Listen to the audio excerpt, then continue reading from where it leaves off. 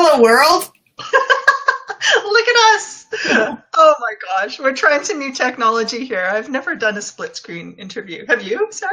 I have not, no. No? Oh, that's funny.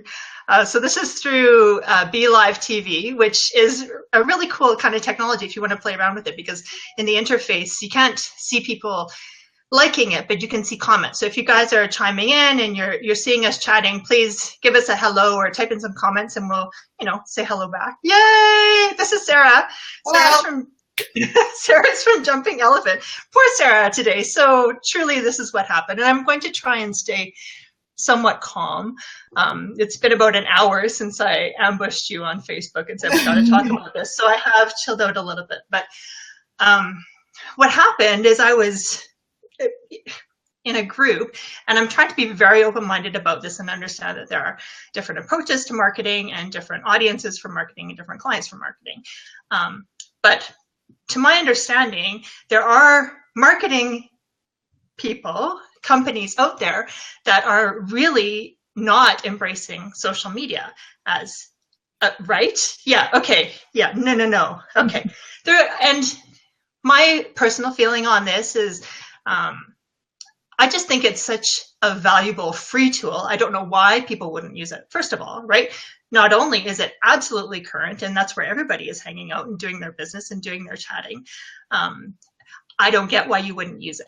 However, I also understand that there are people of a certain age in a certain era that have been, brought up through a very much more traditional marketing sequence of things, and social media is probably kind of new and uncharted territory and something that really takes a lot of learning to navigate.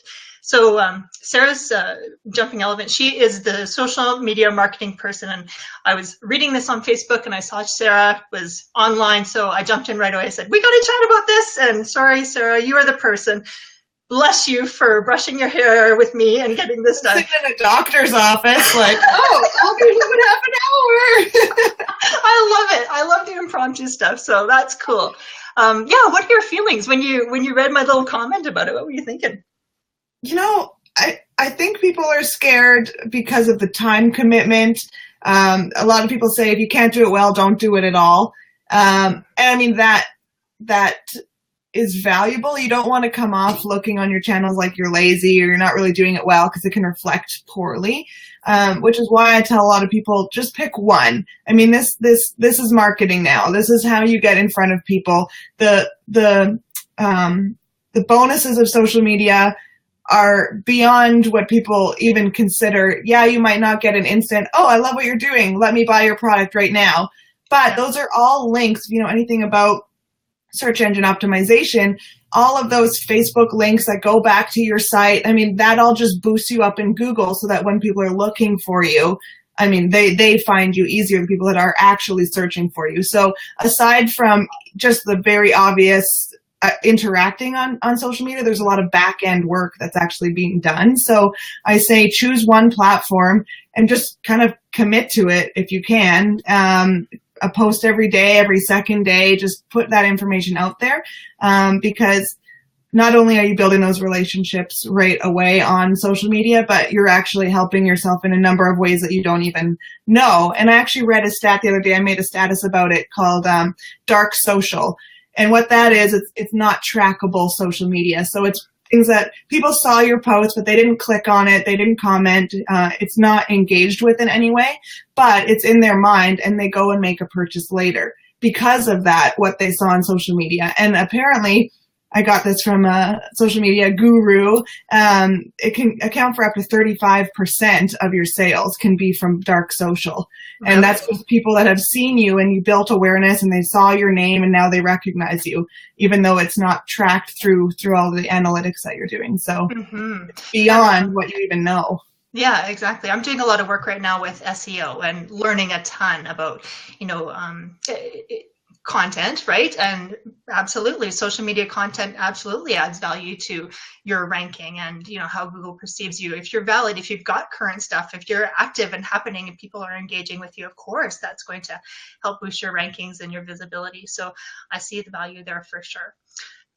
So you said focus on one particular one. So people that, because it is so overwhelming, right? There are just so many platforms.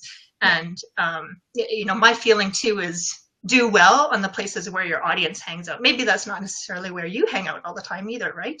Yeah. Yeah, for sure. I mean, I usually say, like, if you can do 2 or 3, awesome, good on you. You probably want to, bring in a staff member or hire someone to help you with that.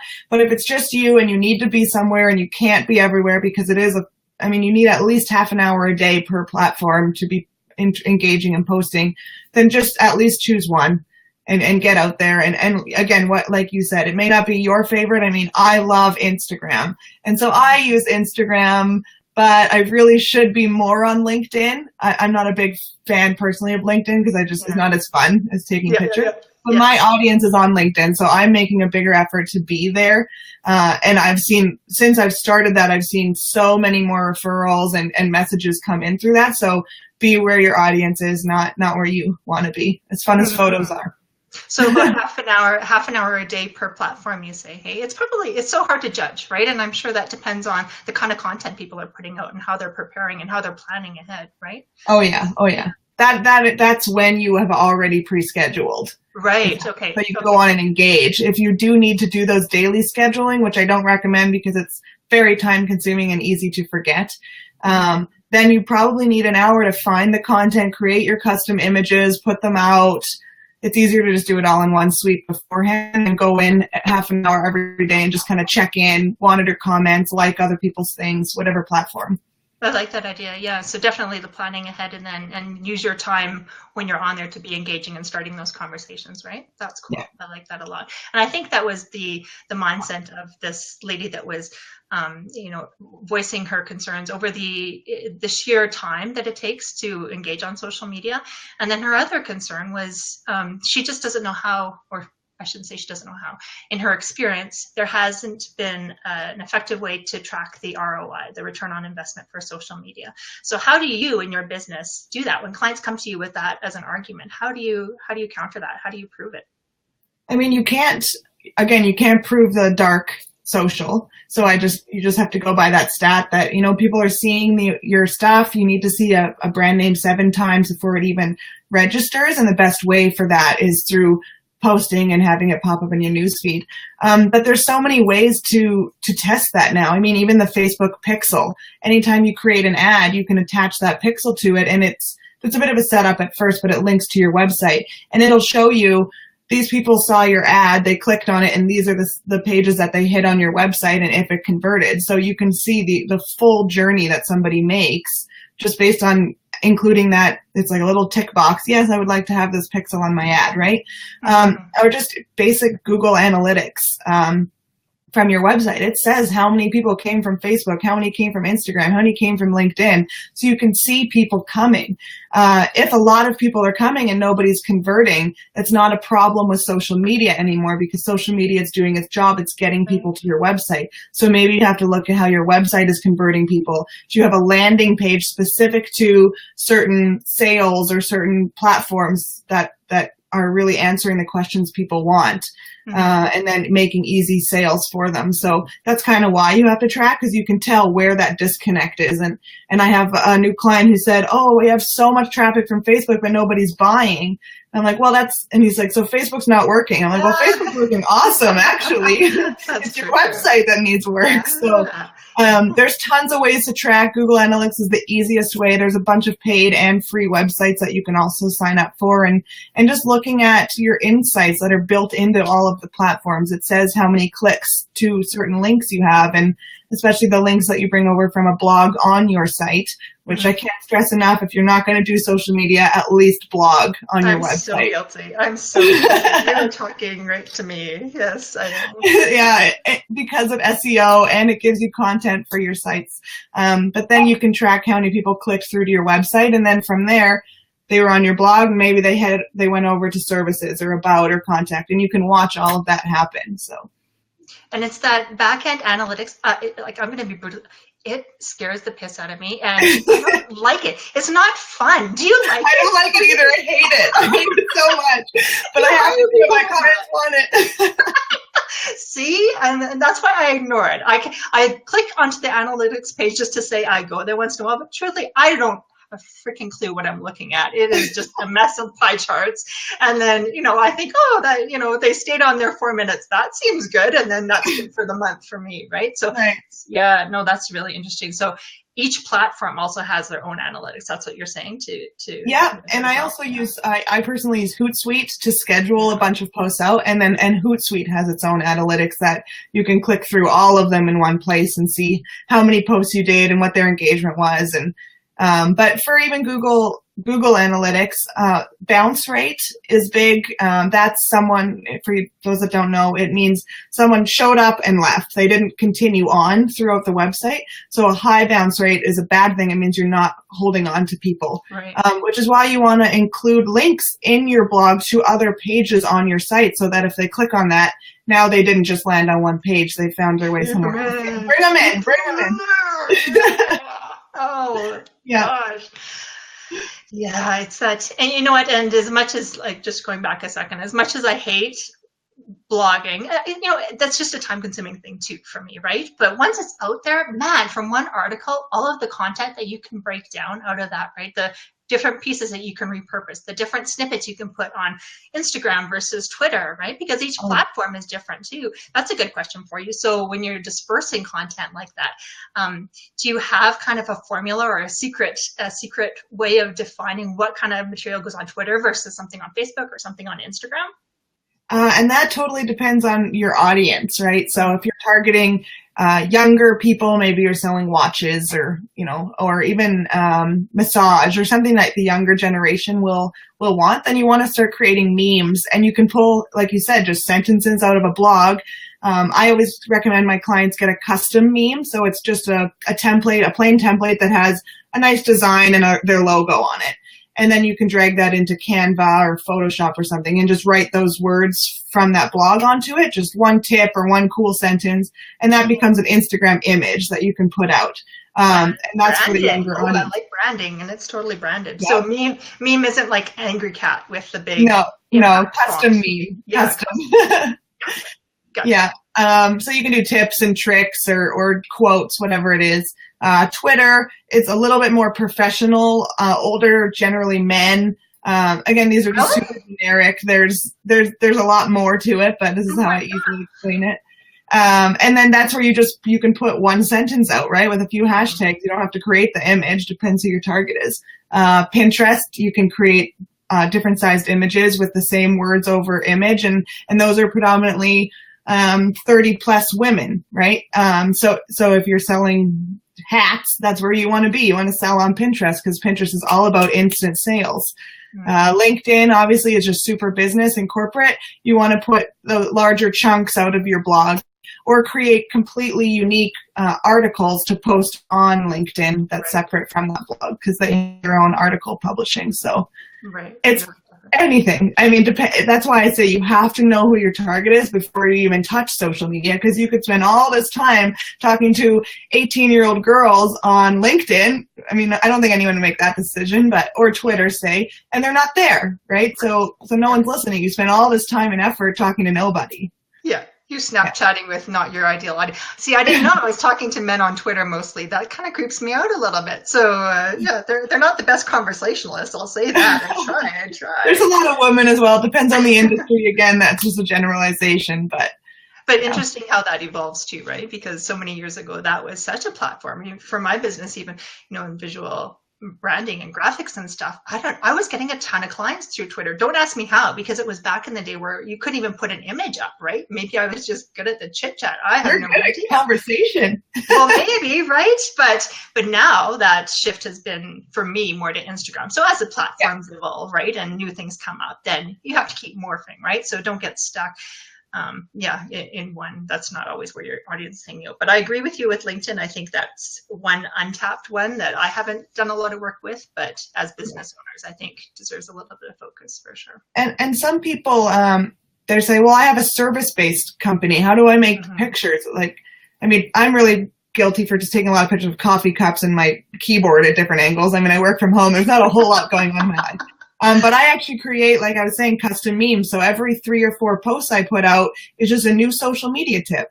And so I'm not a visual. I'm perfectly just service based. I don't have a lot of visual going on. I'm not a designer. I'm a writer. So just having that plain template where you can write tips on, that all is just going to help you. And any service company can do that. There's accounting companies that do that kind of stuff. So yeah. And coming from more of a design background, I've got this thing where, things have to be a little bit close to perfect before I stick them. I'm trying to release that. That's why we're doing this weird live video that we didn't know what to expect at all, right? I'm trying to release. So with the mindset that quantity is going to be better than, I can't even believe I'm saying that. But that frequency is important, right? And those timely things, like an hour ago, man, I was like freaking lit up about this whole social media marketing doesn't count anymore. I'm going back to traditional marketing. Like, what the heck?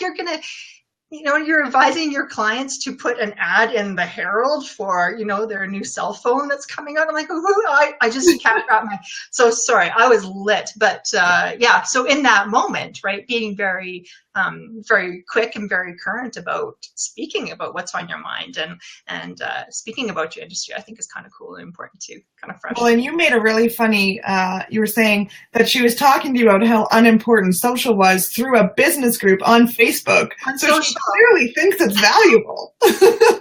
Don't even get me started. I'm trying not to out who this person is and which group, but that is so true. And again, trying to be open-minded. But, so my way of thinking, and I'll just be brutally honest, I feel like it's a little bit lazy. That's what I feel like. It takes a lot of effort and it's a long-term game, right? Social media is. It's not that put an ad in the paper, track and see who many people come based on that ad in the paper. No. It's more about personality and engagement. And yes, you might have a bunch of, results from Facebook based on something you put on there, maybe not initial sales right away, but you're right. It's in their mind. They know you're the person to offer that when they're ready too. And I think that's the beauty of social now too. It's awareness, right? Yep. Yeah. And you can track it so much easier than you can traditional. How do you track? I mean, there's ways, but it's much more difficult to track how many people saw your magazine ad or the newspaper ad than it is to see this person clicked on this. It tracks that. It tells you exactly how many people engage. So you can see the ROI right in front of you in pretty graphs. Yeah, we like pretty. Okay, so here's a question. So somebody in business, they're like, yep, I'm absolutely on board for blog posts and writing content and being engaged on, let's say, like 2 or 3 social media platforms really well and really strong.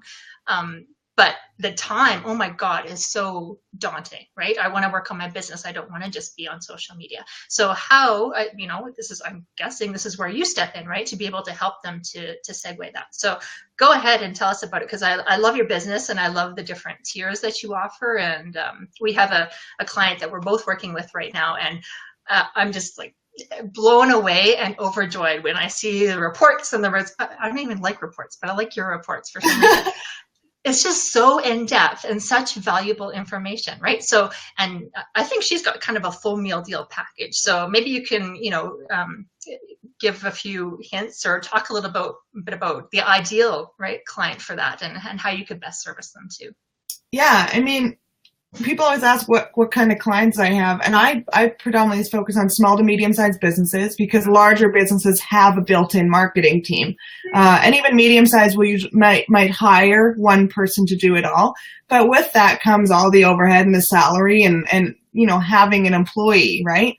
So what I do is I step in for companies and I help them create calendars, anything from just 30 posts, here you go, put it on your social, we'll schedule it. Don't worry about it, but you go in and engage. I mean, some business owners want to do the engagement, but they don't have time to come up with the creative posts. And then others just say, I just want to get the phone calls. So we go in and we create it and we manage it and we write blogs on their website and we share them to their social channels. So kind of a whole spectrum. And what we've also started is getting really popular is just strategies for people. So you are a business owner, you want to do it all, you want to create your own posts, you want to manage it, you want to do all the heavy lifting, because some people really like doing it like I do. But they don't really know, like, I'm spending so much time here and it's not working and I can't do this very effectively. And so we come up with a strategy. So like a a booklet, which is what our that client got, which is sort of, this is where you need to be posting. These are the kind of hashtags. These are the influencers you should connect with. These are the tone and the conversation that you can be using. These are some blog ideas. So we just kind of give them a big how-to so they can do it themselves. And it really just cuts down on the amount of time people spend.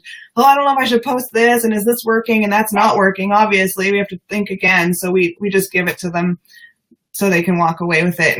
And I think that's, people usually fall on either side. It's either time they don't have, or they have the time, but they're not doing it efficiently. So that's kind of where, where we step in. And I also just started offering a workshop for people that, they kind of want to do it all. They don't need the big strategy, but they want to process. So at the beginning of the month, how do you create that month of content? How do you create images? How do you get ideas for what you're supposed to be posting? Or do you have to just scour the internet forever? And no, there's tons of tools that you can use. And I've just, over the years, found these 10 or 15 ones that work all really well together. And then, so in this workshop, I'm just going to sit them down and teach them all how to not hire me, pretty much. This is how you do it. And reading about your workshop, what I also really loved about it is you said, like, before you show up in our door, right? So to be efficient with time, make sure you've read this document and gone over it, right? So you're really prepping people before. So those people that sign up for your workshop that maybe already know a bit about social media, they don't have to worry that half the day is going to be about, this is Pinterest, all the very basics, right? They're already into the meat and the juicy stuff about it, right? Yeah, and a lot of the people that come to the workshop have already taken the seminar. Okay. It's not mandatory, but it kind of goes over what all the platforms are and where to be. And I also say, please go in and sign up for a Dropbox and make sure you have these certain accounts, so I'm not setting them up with you for the whole day, so we can really just get down to you walking out with a month full of content that you can schedule. So the seminar, is that online as well, or is that something that you offered separately live? It's online as well. Or no, sorry, it's not online. You can buy it online. It's a paid course, kind of a real course, yeah. But I'm doing in location course with a PowerPoint, and I show up, yeah. Ooh, okay. Yeah, which is what the workshop is too. So, and I keep them all really small so that I can work one-on-one with people and kind of helping them come up with content, and I like it. Yeah, no, I love it. And I love that you mentioned very specific tools for, creating graphics and things. So people are coming, they're really well prepared, and it's not going to be, well, you could use Photoshop, or you could use PicMonkey, or, maybe Canva. You've already said, I think, right? Canva is your choice. And that's one I use. There's tons of them, right? So but a nice hands-on way to approach it. So very cool. And from a designer perspective, I always tell them before you get mad. I said I get lit. Yeah, you're like, Canva, I hate Canva. But I tell all my clients, and those that get strategies get a free meme, but I say, go get a professional designer to create a beautiful template for you. You just made that up. No, it's real. It's real. You can ask our client. She got one. I had a designer make it. And then you can throw the words on, but don't try to make the templates yourself. It just looks unprofessional. Get a few branding pieces made, and then things that you can alter and use frequently. So. Yeah, cool. And your background in marketing is really extensive, right? Did you come from a world where it was mostly the print and the newspaper and radio stuff? Yeah. So personally, my favorite is radio. I love radio. Really?